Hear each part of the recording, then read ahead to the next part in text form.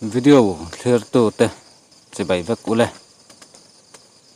tun video chuan Facebook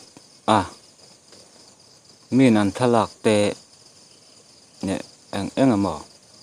min non tak kan du lo changa ti top dana kha min non tak thei mi lo tu ra siam dana kha kan soi don ani kan Facebook account kan lu tanga achung lam dinglam kilsira dot line pathuma hian kan han click ang setting and privacy akan click leang setting akan click leanga kan scroll down ang privacy setting helai privacy setting nuai han timelines and tagging oma ta hian kan click leang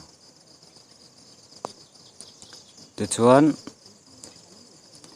helai achunga tang hianin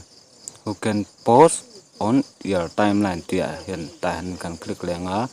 only me kan ju click leang ti chuan a nuai hian kan click leanga only me kan click leanga a nuai le kan click leanga no kan kalang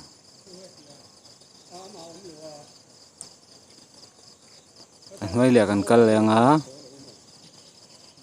only me kan click leang nuai le kan kal leang only me bok kha jong kha ani maya ka video lo clear tu te min lo subscribe saka min lo like sak zel turin kan som chawni kalome